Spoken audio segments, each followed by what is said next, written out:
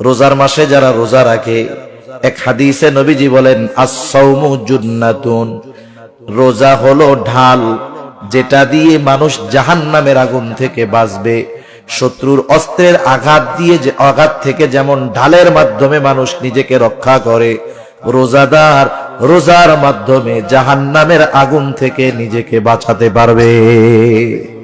শুধু তাই না যে রোজা রাখবে রোজাদার, নবীজি সাল্লাল্লাহু আলাইহি ওয়াসাল্লাম বলেন ইন্না ফিল জান্নাতি বাবান ইউকালু লাহুর রায়্যান, জান্নাতের মধ্যে একটা দরজা আছে যেটার নাম হলো রায়্যান।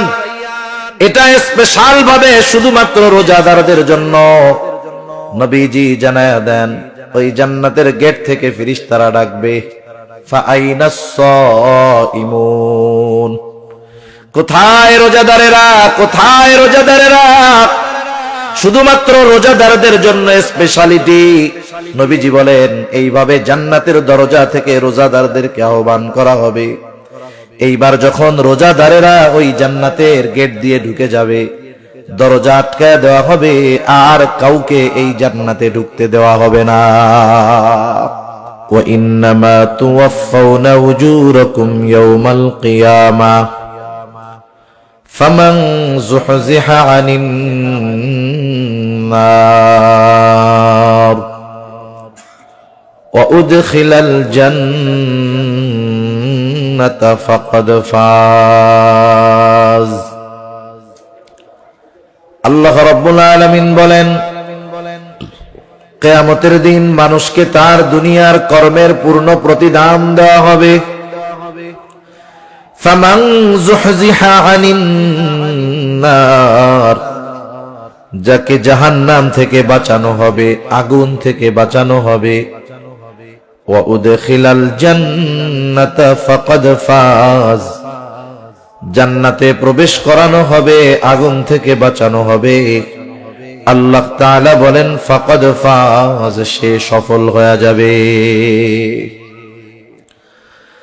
তার মানে যে জান্নাতি সে সফল, যে জাহান্নামী সে ব্যর্থ। কারণ দুনিয়ার মধ্যে মানুষের আমলের প্রতিদান আল্লাহ তাআলা কিয়ামতের ময়দানে দিবে। দুনিয়ার মধ্যে যারা নেক আমল করবে, ঈমানের সাথে থাকবে, তারা তো জান্নাতি। যারা এগুলোর সাথে নাই তারা জাহান্নামী। আল্লাহ তাআলা ব্যাপক কথাগুলোকে সংক্ষিপ্ত সারে আমাদেরকে জানায় দেন কারা জাহান্নামী, কাদের আবাসস্থল হবে জাহান্নাম। আল্লাহ তাআলা বলেন ফাআম্মা মান তাগা ওয়া আসারাল হায়াতাদ দুনিয়া ফাইন্নাল জাহিমা হিয়াল মাওয়া। আল্লাহ রাব্বুল আলামিন এখানে দুটো কারণকে সামনে আনছেন। আল্লাহ রাব্বুল আলামিন বলেন ফাআম্মা মান তাগা, যে সীমা লঙ্ঘন করলো, সীমা লঙ্ঘন করলো, সীমা লঙ্ঘন করলো। সীমাটা কি? আপনারা জেনে থাকবেন ভারতের সাথে আমাদের একটা বর্ডার আছে না নাই? চতুর্দিক দিয়ে তার কাটার বেড়া আছে বেশিরভাগ জায়গায়। এই সীমানার দ্বারা বোঝা যায় এটা বাংলাদেশের এরিয়া, ওইটা ভারতের এরিয়া। বলেন তো, কোন ব্যক্তি ভিসাবিহীন, পাসপোর্টবিহীন তথা ভারতীয় হাই কমিশনের অনুমতিবিহীন তাদের দেশে যদি সে প্রবেশ করে, তাহলে এই প্রবেশটা বৈধ নাকি অবৈধ? একটু চিন্তা করেন। আমাদের দেশেরও যেমন একটা সীমানা আছে, সীমা আছে, শরীয়তেরও এরকম একটা সীমা আছে। শরীয়তে আল্লাহ রাব্বুল আলামিন তার আদেশ নিষেধের একটা সীমানা দিয়ে দিয়েছেন। যেমন সীমানা কি? আল্লাহ তাআলা আদেশের মাধ্যমে কিছু সীমানা দিয়েছেন, নিষেধের মাধ্যমে কিছু সীমানা দিয়েছেন। আদেশ, বান্দা নামাজ পড়ো, কেউ যদি এই আদেশ মান্য করে সে শরীয়তের সীমার মধ্যে থাকলো, সে নিরাপদ। কিন্তু কেউ যদি এই আদেশ অমান্য করে নামাজ না পড়ে, সে সীমা লঙ্ঘন করলো। সীমা লঙ্ঘন করলে, যেমন আমরা দেশের সীমানা যদি অন্যায়ভাবে অতিক্রম করি, ভারতীয় বিএসএফ যদি গুলি করে দেয়, ধরে নিয়ে যায়, তাহলে তেমন কিছু বলার থাকে না। অনুরূপভাবে নামাজ পড়তে হবে আদেশ, এটা শরীয়তের সীমা, যদি কেউ না পড়ে সে সীমা লঙ্ঘনকারী। আল্লাহ তাআলা বললেন বান্দা হারাম খায়ও না, হারাম না খাওয়া এটা শরীয়তের সীমা, কেউ যদি খায় তাহলে সীমা লঙ্ঘনকারী। এক কথায় আল্লাহ রাব্বুল আলামিনের যত আদেশ নিষেধ আছে সব কিছু যে মান্য করে সে শরীয়তের গণ্ডির মধ্যে থাকে, সে সীমা লঙ্ঘনকারী হয় না। সেজন্য আল্লাহ রাব্বুল আলামিন বললেন ফাআম্মা মান তাগা, যে শরীয়তের সীমা লঙ্ঘন করে। এখন অনেকগুলো প্রশ্নের সংক্ষিপ্ত জবাব আল্লাহ রাব্বুল আলামিন দেন, তাহলে মানুষ কেন শরীয়তের সীমা লঙ্ঘন করে তথা আল্লাহ তাআলার আদেশ নিষেধ অমান্য করে। আল্লাহ তাআলা দ্বিতীয় কারণ হিসাবে বলেন ওয়া আসারাল হায়াতাদ দুনিয়া, আর যারা দুনিয়ার জিন্দেগিকে প্রাধান্য দেয়, তার মানে সীমা লঙ্ঘন কেন করে মানুষ? দুনিয়ার হায়াতকে প্রাধান্য দেওয়ার কারণে। আপনি দুনিয়ার যত অপরাধ আছে, অন্যায় আছে, সব অপরাধগুলো যদি বিশ্লেষণ করেন, কেন মানুষ অপরাধ করে, কেন মানুষ সুদ খায়, কেন মানুষ ঘুষ খায়, কেন মানুষ অপরের হক মেরে খায়, কেন মানুষ অপরের উপরে জুলুম করে, কেন মানুষ মিথ্যা কথা বলে, এই ধরনের সব অপরাধগুলো যদি বিশ্লেষণ করেন, সব অপরাধের পিছনে যত কারণ থাকবে এর সাথে একটা কমন কারণ থাকবে, দুনিয়ার মহব্বত। মানুষ দুনিয়াকে পাওয়ার জন্য সব অপরাধ করে। একটু নিজে নিজে চিন্তা করবেন, আমার একটা বলার মতো সময় নাই। তাহলে সমস্ত অপরাধ তথা সমস্ত সীমা লঙ্ঘনের পেছনে দুনিয়ার মহব্বত কারণ। এজন্যই নবীজি সাল্লাল্লাহু আলাইহি ওয়াসাল্লাম বলেন হুব্বুদ দুনিয়া রাসু কুল্লি খাতিয়া, দুনিয়ার মহব্বত সকল ক্ষতির মূল। হুব্বুদ দুনিয়া, দুনিয়ার মহব্বত, রাসু কুল্লি খাতিয়া, সকল ক্ষতির মূল হলো এই দুনিয়ার মহব্বত। সেই জন্য মানুষ যদি দুনিয়ার মহব্বতকে প্রাধান্য না দেয়, ওই যে মূল গন্তব্য জান্নাতে যাওয়ার বিষয়টা, জাহান্নাম থেকে বাঁচার বিষয়টাকে প্রাধান্য দেয়, তাহলে সে সীমা লঙ্ঘনকারী হবে না। আর যদি সে সীমা লঙ্ঘনকারী হয়, শরীয়তের বিধিবিধান না মানে, দুনিয়ার হায়াতকে প্রাধান্য দেয়, দুনিয়াকে উপভোগের জায়গা মনে করে, দুনিয়াকে শেষ এবং শুরুই মনে করে, সব কিছু বাদ দিয়ে দুনিয়া উপার্জনের পেছনে দৌড়ায়, এই সময় লোকটা আর ভালো মন্দ যাচাই বাছাই করে না। আল্লাহ রাব্বুল আলামিন বলেন যার হায়াত এভাবে অতিবাহিত হয়ে যাবে, আল্লাহ তাআলা বলেন এই দুই কারণে তার আবাসস্থল হবে জাহান্নাম, যা কতই না নিকৃষ্ট আবাসস্থল। ফাইন্নাল জাহিমা হিয়াল মাওয়া, জাহিম ওই জাহান্নাম হবে তার আবাসস্থল। তাহলে সহজ কথায় দুইটা জিনিস, মানুষ জাহান্নামী হওয়ার অন্যতম কারণ শরীয়তের বিধি সীমানা লঙ্ঘন। কেন মানুষ শরীয়তের সীমা লঙ্ঘন করে? এর মূল কারণ হলো দুনিয়া, দুনিয়া।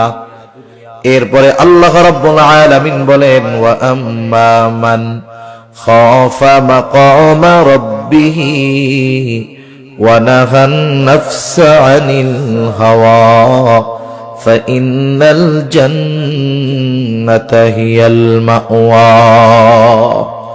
আল্লাহ রাব্বুল আলামিন এরপরে বলেন ওয়া আম্মা মান খাফা মাকামা রাব্বিহি, যার তার রবের সামনে দণ্ডায়মান হওয়ার ভয় যার সামনে আছে, যার গোটা জীবনের হিসাব নিকাশ আল্লাহর সামনে দিতে হবে, এই চিন্তা এই ভয় যার দুনিয়ার মধ্যে আছে, যে আমি যেই কাজ করি, যেই কর্ম করি, যেই আমল করি, আমার সব কর্মের হিসাব আল্লাহর সামনে দিতে হবে। বলেন তো এই চিন্তা যার মধ্যে আছে, এই ভয় যার মধ্যে আছে, সে শরীয়তের সীমা লঙ্ঘন করবে?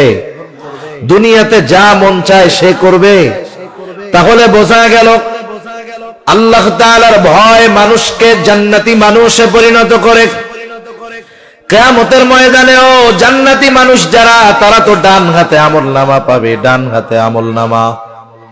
কারণ বাম হাতে যারা আমলনামা পাবে তারা তো শেষ, কিন্তু যারা ডান হাতে আমলনামা পাবে, আমলনামা পাওয়ার কারণ হিসাবে তারা কি বলবে? আল্লাহ তাআলা কোরআনুল কারীমের মধ্যে বলেন, ফাআম্মা মান উতিয়া কিতাবাহু বিয়ামিনিহি ফায়াকুলু হাউম ইকরাউ কিতাবিয়া ইন্নী যানানতু আন্নী মুলাকিন হিসাবিয়া। আল্লাহ রাব্বুল আলামিন বলেন, যারা ডান হাতে আমলনামা পাবে তারা জান্নাতি, কিন্তু যারা ডান হাতে আমলনামা পাবে তারা কত আনন্দিত। তারা আমলনামা পাবার পর তারা মানুষদেরকে বলবে, ফায়াকুলু হাউম ইকরাউ কিতাবিয়া, এই তো আমার কিতাব, পড়ো তোমরা আমার কিতাব, পড়ো তোমরা আমার আমলনামা। সে ডান হাতে আমলনামা পাবার কারণ হিসাবে বলবে, ইন্নী যানানতু আন্নী মুলাকিন হিসাবিয়া, আমি এই ব্যাপারে দৃঢ় ধারণা রাখতাম, দৃঢ় বিশ্বাস রাখতাম যে আমাকে আমার কর্মের হিসাবের মুখোমুখি হওয়া লাগবে। ওই ভয় তার যে আল্লাহর সামনে আমাকে দাঁড়াতে হবে, আল্লাহর সামনে আমার গোটা জিন্দেগীর কর্মের হিসাব নিকাশ দেওয়া লাগবে। এই চিন্তা, এই ভয় যার মধ্যে আছে, সাথে সাথে যার মধ্যে এই ভয় আছে যে আমাকে আমার গোটা জীবনের কর্মের হিসাব আল্লাহর সামনে দিতে হবে, বলেন তো তার মন যা চায়, নফস যা চায়, সে কি সেটা করবে? করবে না। কারণ নফস হলো এমন এক জিনিস, ওইটা ভালো কাম সহজে করতে চায় না, ও মন্দ কাজ করতে চায়, গোনার দিকে টানে। দুই দিকে ভয়, যদি গোনায় যাই আমি আল্লাহর সামনে কি বলবো, করি আল্লাহর সামনে কি বলবো। এজন্য আল ঈমানু বাইনাল খাউফি ওয়ার রাজা, আশা এবং ভয়ের মাঝে ঈমান। এই যে ভয় হবে যে আল্লাহর সামনে কি বলবো, ওই দিক দিয়ে শয়তানের অন্তরে ওয়াসওয়াসা দিবে, আরে একবার আয় না, অসুবিধা কি, মাফ চাইলে তো আল্লাহ মাফ করে দিবে। কিন্তু না, সে আল্লাহর সামনে দণ্ডায়মান হওয়াকে প্রাধান্য দিবে। মন যা চাইবে, চাইতে পারে অনেক কিছু, কিন্তু সে আল্লাহর ভয়ে করবে না। মনে করেন অনেক সময় অনেক জিনিস আছে আমাদের সামনে, দেখতে মন চায়, ধরতে মন চায়, নিতে মন চায়। ওই দিক দিয়ে যদি বলা হয় যে তুমি ওইটা ধরতে পারবা, নিতে পারবা, কিন্তু টাচ করলেই গুলি তোমার গায়ে লাগবে, ধরলেই গুলি গায়ে লাগবে, বলেন তো ওইটা তো ধরতে মন চায়, ধরলে কি লাগবে? ধরবেন আপনি? মন তো চাইতেছে, ধরবেন না কেন?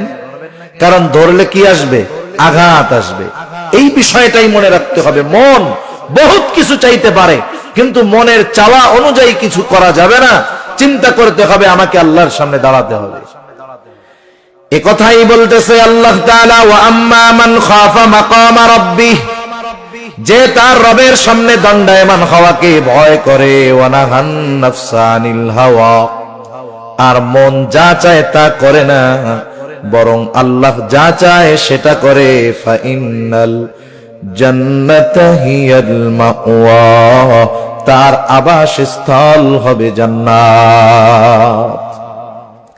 সেজন্য এক নম্বরে আমরা যদি জান্নাতি হতে চাই, আল্লাহর সামনে দণ্ডায়মান হওয়াকে ভয় করতে হবে। হাজারো বিষয় আমার আপনার সামনে আসতে পারে, কিন্তু চিন্তা করতে হবে আল্লাহর ভয়, আল্লাহর ভয়। এক যুবকের ঘটনা আমি আপনাদের শুনাই। কিতাবের নাম হলো মান আশা বাদাল মাউত, লিখছেন প্রসিদ্ধ মুহাদ্দিস আবু বকর ইবনে আবিদ দুনিয়া। তিনি এই কিতাবের মধ্যে একটা যুবকের ঘটনা বর্ণনা করেছেন। সেই যুবক হযরত ওমর রাদিয়াল্লাহু তাআলা আনহুর সময়ের যুবক। যুবকটা হযরত ওমর রাদিয়াল্লাহু তাআলা আনহুর কাছে সব সময় থাকতো, কাছে বসতো, পাশে বসতো। ওই যুবকের ছিল একটাই আপনজন, তার বাবা। তার বাবা বাড়িতে থাকতো। সে বাবার যা কিছু প্রয়োজন, সব কিছু প্রয়োজন মিটায়া সে আবার মসজিদে নববীর মধ্যে অবস্থান করত। এই যুবক যখন বাসা থেকে মসজিদে নববীতে আসা যাওয়া করত, ওমরের দরবারে আসতো। আসার পথে পথিমধ্যে একজন সুন্দরী দুশ্চরিত্রা নারী তাকে ডিস্টার্ব করত। ওই নারী ওই যুবকটাকে কাছে পাওয়ার জন্য খুব কামনা করত, আশা করত। এই যুবক তাকে পাত্তাই দিত না। এভাবে চলতেছে দুনিয়া। হঠাৎ করে একদিন যুবক ওই মহিলার ফাঁদে পড়ে গেল, শয়তানের ধোকায়। যুবকটা যখন ঘরের মধ্যে চলে গেল, অন্দর মহলে মহিলা নিয়ে গেল। এইবার মহিলার আজকে আনন্দের দিন, এতদিনের চাওয়া পাওয়া পূর্ণ হওয়ার মতো অবস্থা। মহিলা তার গোলামকে ডাক দিয়া পাঠায় দিছে, বাজারে যাও, ভালো মন্দ ফল কিনে আনো, সুগন্ধি কিনে আনো। আজকে আমি আমার কাছের পছন্দের মানুষকে পেয়ে গেছি, কথা হবে, গল্প হবে। যুবকটা তো শয়তানের ধোকায় পড়ে ভিতরে ঢুকে গেছে। এইবার যখন ওই মহিলা যুবকের নিকটে আসতে গেছে, যুবকটা হঠাৎ করে অজ্ঞান হয়ে জমিনের উপরে পড়ে গেল। এইবার নড়াচড়া দেয়, কিরে খোঁজ খবর নাই, হুশ তো ফিরে না। এইবার গোলাম যখন ফিরে আসছে, যুবক তো অজ্ঞান, হুশটুস নাই, বোঝা যায় না বেঁচে আছে নাকি মারা গেছে। মহিলার অন্তরে যেই আনন্দ ছিল, মুহূর্তের মধ্যে চিন্তায় পরিণত হয়ে গেছে। এইবার রাতের বেলা যুবকটাকে দুজনে ধরাধরি করে এইবার ওই যুবককে তার ঘরের সামনে শোয়ায় রাখছে, ফালায় রাখছে। প্রতিদিন এশার নামাজের পরে যুবক বাবার ঘরে আসতো, খাওয়া দাওয়া করতো, বাবার যা প্রয়োজনীয়তা সব সেরে আবার সে মসজিদে চলে যাইতো। কিন্তু আজকে তো আর বাসায় আসে না, কারণ বাসায় ঢোকার আগে শয়তানের ঢোকায় পড়ে যুবক ভিতরে চলে গেছে। এইবার বাবাও চিন্তা করতেছে, কি ব্যাপার, রাত দীর্ঘ হয়, ছেলে কেন আসে না। বাবা ছেলেকে খুঁজবার জন্য যখন দরজা খুলে বাহির হয়, দেখে সামনে তার কলিজার টুকরা সন্তান অজ্ঞান হয়ে পড়ে আছে। যুবক ওই মহিলা যে তাকে ডিস্টার্ব করে কাউকে কথা বলে নাই, কেউ জানে না, অজ্ঞান হয়ে পড়ে আছে। এইবার যুবকের বাবা লোকজনকে ডাক দিয়া যুবকটারে ঘরের মধ্যে আনলো। ঘরের মধ্যে আনার পর যখন তার সামান্য হুঁশ ফিরল, মানুষেরা জিজ্ঞাসা করতেছে, হে যুবক, কি হলো, কেমন করে তুমি এই জায়গায় অজ্ঞান হয়ে পড়েছিলা, কি ঘটেছে তোমার সাথে? যুবকটা কান্না করে কিছু বলে না। দীর্ঘ সময় পর বলতেছে, এই ঘটনা, আমি তো এই মহিলার ফাঁদে পড়ে গেছি, শয়তানের ধোকায় পড়ে গেছি। কিন্তু যখন আমি মহিলার ঘরের ভিতরে নিয়ে গেল আমাকে, আমি হঠাৎ করে অজ্ঞান হয়ে গেলাম। এরপরে আমার আর কিছু মনে নাই। ওই জায়গায় একজন বিচক্ষণ বুদ্ধিমান লোক, সে যুবককে প্রশ্ন করে, যুবক, তুমি যে মহিলার ঘরের অন্দর মহলে গেলা, সেখানে সে আর তুমি ছাড়া কেউ ছিল নাকি? বলে না। তাহলে কেমন করে তুমি ওই অবস্থার থেকে ফিরে আসলা? যুবকটা বলতেছে, আমি যখন ওই মহিলার একেবারে কাছাকাছি চলে গেলাম, হঠাৎ করে আমার কোরআনুল কারীমের একটা আয়াত মনে পড়ে গেল। এইবার লোকটা বলে, কোন আয়াত? এইবার লোকটা বলতেছে, কোন আয়াত? যুবকটা বলে, আয়াতটা হলো, ইন্নাল্লাযীনা তাকাউ ইযা মাসসাহুম তাইফুম মিনাশ শাইতানি তাযাক্কারু ফাইযা হুম মুবসিরুন। যুবকটা বলতেছে, আমার এই আয়াত মনে পড়ে গেল। এই আয়াতের সারমর্মটা এরকম, যারা মুত্তাকি, আল্লাহকে ভয় করে, মন যা চায় তা করে না, বরং আল্লাহ যা চায় তাই করে, এরা যখন শয়তানের ধোকায় পড়ে যায়, যখন শয়তান তাদেরকে ধোকায় ফালায় দেয়, ইন্নাল্লাযীনা তাকাউ ইযা মাসসাহুম তাইফুম মিনাশ শাইতান, শয়তানের ধোকায় পড়ে তারা যখন ঘোরের মধ্যে পড়ে যায়, এমন অবস্থার মধ্যে পড়ে যায় যেখানে গুনাহ থেকে ফেরানোর জন্য কোনো মানুষ থাকে না, যেখানে গুনাহ থেকে ফেরানোর জন্য কোনো ব্যবস্থা থাকে না। আল্লাহ তাআলা বলেন, ইযা মাসসাহুম তাইফুম মিনাশ শাইতানি তাযাক্কারু ফাইযা হুম মুবসিরুন। আল্লাহ তাআলা আল্লাহর কথা তাকে স্মরণ করায় দেয়। শুধু তাই না, তাকে আল্লাহ এমন দূর দৃষ্টি খুলে দেয়, যেই অন্তরের দৃষ্টি দিয়ে এমন কিছু সে দেখতে পায় যা দুনিয়ার কেউ দেখতে পারে না। যুবকটা কথা বলে কান্না করতেছে, কান্না করতেছে, আর বাবাকে বলতেছে, বাবা, আমি যদি রাতের মাঝেই মারা যাই, আপনি ভোর হওয়ার আগেই আমার দাফন করে দিবেন। ঘটনাক্রমে যুবকটা মারা গেল।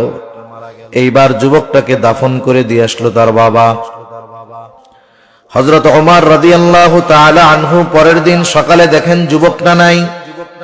কারণ ক্লাসের মধ্যেও বিষয়টা এমন, উস্তাদ শিক্ষক কিছু ছাত্রর প্রতি আলাদা একটা নজর থাকে। সবাই আসছে, ওই ভালো ছাত্রটা আসে নাই। শিক্ষক বলে তোদের পড়ায়া কি হবে, যারে পড়ামো সেই তো আসে নাই, পড়া আগের জায়গায় থাকলো। বলে না এরকম? আরে যারে পড়াবো সেই তো আসে নাই, তাহলে থাক, কালকের পড়া আবার। আবার সে যদি একা আসে, বাকি কেউ যদি নাও আসে, স্যার বলে ওগুলো আসাও যা, না আসাও তা, তুমি আসছো এটাই যথেষ্ট, সামনে পড়ায়া দেয়। মানে শিক্ষকদের কিছু ছাত্রের ব্যাপারে ভালো দৃষ্টি থাকে, তাদের উপরে নজর থাকে। স্বাভাবিকভাবে যুবক মানুষ যদি নেককার হয়, ভালো হয়, পরহেজগার হয়, এলাকার মানুষও তাকে মহব্বত করে, ভালোবাসে, মানুষের নেক নজরে সে থাকে। হযরত ওমর রাদিয়াল্লাহু তাআলা আনহু যুবকটাকে খোঁজে, কোথায় যুবক? উপস্থিত লোকজন বলতেছে, খলিফা গতকাল রাত্রে বাড়িতে গেছে, এখনো ফিরে আসে নাই। হযরত ওমর বললেন, তার বাড়িতে কে আছে? বলে বৃদ্ধ বাবা। বলে যাও একটু খোঁজ খবর নিয়ে আসো, দেখো কোনো বিপদ আপদ হলো কিনা। এইবার কয়েকজন ওই বৃদ্ধের বাড়িতে গেল, যায় দরজায় টোকা দিল। ওই যুবকের বাবা দরজাটা খুলে দিল, জিজ্ঞাসা করে আপনার ছেলেটা কোথায়? এইবার ওই মুরব্বী সব ঘটনা খুলে বলল, এইভাবে শয়তানের ধোকায় পড়ে এই হয়েছে, ওসিয়ত মুআফিক ফজরের আগেই তাকে আমরা দাফন করে দিয়েছি। এইবার ঘটনাটা শুনে এইবার তারা হযরত ওমর রাদিয়াল্লাহু তাআলা আনহুর কাছে গিয়ে বলল, এই ঘটনা। এইবার ওমর রাদিয়াল্লাহু তাআলা আনহু চিন্তা করলেন, আল্লাহ তাআলা তো কোরআনুল কারীমের মধ্যে বলছে, যারা আল্লাহর সামনে দণ্ডায়মান হওয়াকে ভয় পায় তাদের জন্য দুইটা জান্নাত। কয়টা জান্নাত? তাদের জন্য তো দুইটা জান্নাত। ওয়ালিমান খাফা মাকামা রাব্বিহি জান্নাতান, যারা আল্লাহর সামনে দণ্ডায়মান হওয়াকে ভয় পায় তাদের জন্য দুটো জান্নাত। এইবার হযরত ওমর রাদিয়াল্লাহু তাআলা আনহু তিনি চিন্তা করতেছেন, এই যুবক আল্লাহর ভয়ে এত কাছে গিয়েও গুনার থেকে ফিরে আসছে, একটু জানতে মন চায় যে সে কি এই দুই জান্নাতের মালিকানা পেল কিনা। হযরত ওমর সাধারণ কোনো মানুষ নয়, এ তো এই ওমর যিনি মসজিদে নববীর মেম্বারে বসে ওই 1000 মাইল দূরে থাকা সৈন্যদেরকে দিক নির্দেশনা দেয়। হাজার হাজার মাইল দূরে সৈন্যবাহিনী, হযরত ওমর রাদিয়াল্লাহু তাআলা আনহু মসজিদে নববীর মেম্বারে দাঁড়ানো, তিনি খুতবা দিচ্ছেন। সৈন্যবাহিনী 1000 মাইল দূরে দাঁড়ানো, মুসলিম সৈন্যবাহিনীর অপোজিটে কাফের সৈন্যবাহিনী আসতেছে। হযরত ওমর খুতবার মধ্যে হঠাৎ করে বললেন, ইয়া সারিআতাল জাবাল, এই পাহাড়ের ওই পাশে সৈন্য আছে, কিন্তু বাহিনী আছে কোথায়? 1000 মাইল বেশি হবে দূরে, উনি আছেন মসজিদে নববীতে। এই ওমরের নজর এমন নজর, 1000 মাইল দূরের বিষয় আল্লাহ তাআলা তার সামনে নিয়ে আসছে। এই ওমরের গলার আওয়াজ এমন আওয়াজ 1000 মাইল দূরে পৌঁছায় গেছে। ওই সেনাবাহিনীর যিনি প্রধান ছিলেন তিনি ছিলেন 1000 মাইল দূরে, কিন্তু ওমর রাদিয়াল্লাহু তাআলা আনহুর এই নির্দেশ তিনি 1000 মাইল দূর থেকে স্পষ্ট শুনতে পেয়েছে। সুবহানাল্লাহ। উনি আসার পরে জিজ্ঞাসা করতেছে যে ওমর এরকম বলছিল, ইয়া সারিয়াতাল জাবাল, তুমি কি শুনছিলা? বলে হ্যাঁ, আমরা তো অপ্রস্তুত, সৈন্য কোন দিক দিয়ে আসতেছে বুঝতে পারি নাই। হঠাৎ করে খলিফাতুল মুসলিমিনের আওয়াজ আমার কানে আসলো, পেছনে তাকায় দেখি সৈন্যবাহিনী আসতেছে। আল্লাহু আকবার। এ তো সেই ওমর যার গলার আওয়াজ 1000 মাইল দূর থেকে শোনা যায়। এই তো সেই ওমর যার চিঠি পেয়ে শুকিয়ে যাওয়া নীলনদ পুনরায় প্রবাহিত শুরু হয়। সেই ওমর বলতেছে, চলো আমরা যুবকের কবরের কাছে যাব। যুবকের কবরের কাছে গিয়ে হযরত ওমর যুবককে প্রশ্ন করতেছে, যুবক আছে কবরের মধ্যে, প্রশ্ন করতেছে যুবক, আল্লাহ তাআলা তো বলছে ওয়ালিমান খাফা মাকামা রাব্বিহি জান্নাতান, যারা আল্লাহর সামনে দণ্ডায়মান হওয়াকে ভয় করে তাদের জন্য দুটো জান্নাত। আমার প্রশ্ন হলো, তুমি কি এই জান্নাতের মালিকানা পেয়েছো কিনা? এইবার ওমর এই প্রশ্ন করার পর সব নিশ্চুপ নীরবতা। সকলে চিন্তা করতেছে ওমরের মাথাটা খারাপ হয়ে গেল নাকি, কবরের মানুষ কথা বলবে কেমনে। সবাই চুপ, নিশ্চুপ নীরবতা। হঠাৎ করে সবাই স্পষ্ট আওয়াজ শুনতে পায়, বলতেছে, ও ওমর, আমার আল্লাহ আমাকে এই 2 জান্নাতের মালিকানা দিয়ে দিয়েছে। সেজন্য আমি বলেছিলাম, আল্লাহ তাআলা বললেন, ওয়া আম্মা মান খাফা মাকামা রাব্বিহ ওয়া নাহান নাফসা আনিল হাওয়া। যারা আল্লাহর সামনে দণ্ডায়মান হওয়াকে ভয় করে আর মন যা চায় তা করে না, আল্লাহ তাআলা বলেন, ফা ইন্নাল জান্নাতা হিয়াল মাওয়া, তাদের আবাসস্থল হলো জান্নাত। জান্নাত জাহান্নামের অস্তিত্ব আছে, এ ব্যাপারে কারো সন্দেহ আছে? কারণ জান্নাত জাহান্নাম দর্শন করে এসেছেন এমন ব্যক্তি যিনি গোটা জিন্দেগিতে কোনোদিন মিথ্যা কথা বলেন নাই। রাসূল আকরাম সাল্লাল্লাহু আলাইহি ওয়াসাল্লামকে আল্লাহ তাআলা দুনিয়া থেকে জান্নাত জাহান্নাম দেখাইছেন। রাসূলুল্লাহ সাল্লাল্লাহু আলাইহি ওয়াসাল্লাম নামাজে দাঁড়ায় গেছেন সাহাবাদেরকে নিয়ে। সূর্যগ্রহণের নামাজ অথবা সালাতুল ইস্তিসকা, বৃষ্টি প্রার্থনার নামাজ। নবীজি নামাজের মধ্যে দাঁড়ায় গেছেন, নামাজ চলতেছে। হঠাৎ করে নবীজি নামাজের স্থান থেকে সামনের দিকে আগায় গেলেন, হাতটা বাড়াইলেন, আবার হাতটা পেছনের দিকে নিয়ে আসলেন। একটু পরে উনি আবার একটু পেছনের দিকে আসলেন, আবার সামনে জায়গা মতো গিয়ে দাঁড়াইলেন। নামাজের পরে নবীজিকে প্রশ্ন করা হলো, ইয়া রাসূলুল্লাহ, আপনি নামাজের মধ্যে একবার সামনে গেলেন আর একবার পেছনে আসলেন, কারণটা কি? এইবার নবীজি বললেন, শোনো, যখন আমি নামাজের মধ্যে ছিলাম, প্রথমে যখন সামনে গেলাম, আল্লাহ তাআলা জান্নাতটাকে আমার সামনে তুলে ধরছে, আর আমি দেখতে পেলাম জান্নাতের একটা আঙ্গুরের থোকা জ্বলতেছে। আমি চিন্তা করলাম সেখান থেকে একটা আঙ্গুর এনে তোমাদেরকে খাওয়াই। আবার হাতটা সরায় আনলাম, চিন্তা করলাম, এজন্য আমি পেছনের দিকে সরে আসলাম।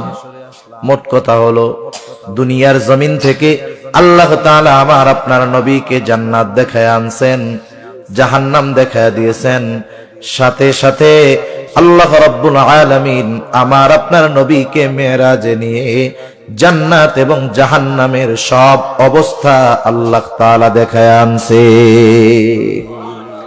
সেজন্য আমরাও জান্নাতে যেতে চাই, আমরাও জাহান্নাম থেকে বাঁচতে চাই। আমি জান্নাতের নাজ নেয়ামতের বর্ণনাও বলবো না, জাহান্নামের কষ্টের কথাও বলবো না। শুধু এগুলো পাওয়ার জন্য কি করণীয়, বাঁচার জন্য কি করণীয়, আমি 2-4টা কথা বলে শেষ করে দিব। জান্নাত যদি পেতে চাই কি করণীয়, জান্নাত যদি চাই আমরা, হাদিসের মধ্যে আসছে নবীজি সাল্লাল্লাহু আলাইহি ওয়াসাল্লাম বলেন, তোমরা আল্লাহ তাআলার কাছে জান্নাতুল ফেরদাউস চাইবা, কারণ জান্নাতুল ফেরদাউস হলো স্পেশাল জান্নাত। রাসূল আকরাম সাল্লাল্লাহু আলাইহি ওয়াসাল্লাম জানায় দিয়েছেন, জান্নাতুল ফেরদাউস চাইবা। জান্নাতুল ফেরদাউস যদি চাই আমাদের কি দরকার? আল্লাহ তাআলা বলেন, ইন্নাল্লাযীনা আমানু ওয়া আমিলুস সালিহাত কানাত লাহুম জান্নাতুল ফিরদাউসি নুজুলা। জান্নাত পাওয়ার জন্য 2টো জিনিস দরকার। 1 নাম্বার ঈমান দরকার, শিরিক মুক্ত ঈমান। 2 নাম্বার দরকার আমলে সালেহ, তথা ওই আমল যেই আমল একমাত্র আল্লাহর জন্য করা হয়, এই আমল দরকার। এটা হতে পারে নামাজ, এটা হতে পারে রোজা, এটা হতে পারে যাকাত। সেজন্য প্রত্যেকটা নেক আমল যেটা আল্লাহর জন্য করা হয়, এটা জান্নাতে যাওয়ার জন্য সহায়ক। যেমন সামনে অল্প কিছুদিন পর আসতেছে রমাদান মাস, রোজার মাস। রোজার মাসে যারা রোজা রাখে, এক হাদিসে নবীজি বলেন, আস-সাওমু জুন্নাতুন, রোজা হলো ঢাল, যেটা দিয়ে মানুষ জাহান্নামের আগুন থেকে বাঁচবে। শত্রুর অস্ত্রের আঘাত থেকে যেমন ঢালের মাধ্যমে মানুষ নিজেকে রক্ষা করে, রোজাদার রোজার মাধ্যমে জাহান্নামের আগুন থেকে নিজেকে বাঁচাতে পারবে। শুধু তাই না যে রোজা রাখবে রোজাদার, নবীজি সাল্লাল্লাহু আলাইহি ওয়াসাল্লাম বলেন, ইন্না ফিল জান্নাতি বাবান ইউকালু লাহুর রায়্যান। জান্নাতের মধ্যে একটা দরজা আছে যেটার নাম হলো রাইয়ান। এটা স্পেশাল ভাবে শুধুমাত্র রোজাদারদের জন্য। নবীজি জানায়া দেন, ওই জান্নাতের গেট থেকে ফেরেশতারা ডাকবে, ফাআইনাস সাইমুন, কোথায় রোজাদারেরা, কোথায় রোজাদারেরা? শুধুমাত্র রোজাদারদের জন্য স্পেশালিটি। নবীজি বলেন, এইভাবে জান্নাতের দরজা থেকে রোজাদারদেরকে আহ্বান করা হবে। এইবার যখন রোজাদারেরা ওই জান্নাতের গেট দিয়ে ঢুকে যাবে, দরজা আটকায় দেওয়া হবে, আর কাউকে এই জান্নাতে ঢুকতে দেওয়া হবে না। তাহলে আমি যে কথা সোজা বলতে চাচ্ছি, যে আমাদের ঈমানকে পরিশুদ্ধ করা, সাথে সাথে নেক আমল করা, নামাজ, রোজা, হজ, যাকাত, যত ভালো কাজ আছে সব ভালো কাজগুলা হলো জান্নাতে যাওয়ার পাথেও। মনে রাখবেন, মানুষের কিন্তু ভালো কাজ করার জন্য নফস সায় দেয় না। কিন্তু নফস যদি বলে, আরে ফজরের নামাজে উঠা কষ্ট করে নামাজ পড়বি, আর একটু শুয়ে দেখ, নফসে তো এটা বলবে। কিন্তু আমি কি নফসের তাবেদারি করব না আল্লাহর হুকুম মানব? নফসের সাথে লড়াই করতে হবে আমাদের। তাহলে কি হবে? জান্নাতে যাওয়া সহজ হবে। এবার জাহান্নাম থেকে বাঁচার জন্য কি করণীয়? হায় হায়, জাহান্নাম তো কঠিন এক জায়গা। মানুষ মৃত্যুর পরে, হাদিসের মধ্যে আসছে, কারো কবর হয় জান্নাতের বাগান, কারো কবর হয় জাহান্নামের গর্ত। কারো কবর হয় জাহান্নামের গর্ত, কারো কবর হয় জান্নাতের বাগান। যার কবর জান্নাতের বাগান হবে, সে মনে করবে এটাই মনে হয় জান্নাত। খুশির ঠেলায় মনে করবে আমি তো জান্নাতে চলে আসছি। এবার ফেরেশতা এসে বলবে, আরে না মিয়া, এটা জান্নাত না, তোমার আসল অবস্থান স্থল জান্নাত, সেটা তো তুমি আরো পরে পাবা। কিয়ামত কায়েম হবে, এরপরে তোমাকে তোমার আসল ঠিকানায় দেওয়া হবে। আর তুমি যেটা দেখতেছো এটা জান্নাতের তুলনায় কিছুই না। অথচ সে মনে করতেছিল জান্নাত, কারণ এর চাইতে নেয়ামতের কিছু আর হতে পারে না। আবার কারো কারো কবর হবে জাহান্নামের গর্ত, কারো কবর হবে জাহান্নামের গর্ত। সে মনে করবে এটাই মনে হয় জাহান্নাম। তাকে জানানো হবে না, তোমার আসল আবাসস্থল তো এটা নয়। জাহান্নামের শাস্তির তুলনায় তোমার কবরের এই শাস্তি কিছুই না। এইবার ওই লোকটা বলবে, আল্লাহ আপনি কিয়ামত কায়েম কইরেন না, আপনি বিলম্ব করেন। শুধু তাই না, এই যার কবরে আযাব হচ্ছে, সেও তো কিয়ামতের ময়দানে উঠবে, উঠবে না? কিয়ামতের ময়দানে উঠে কিয়ামতের ময়দানের অবস্থা দেখে সে কবরে আযাবের কথা ভুলে যাবে। একটার চাইতে আরেকটা কঠিন।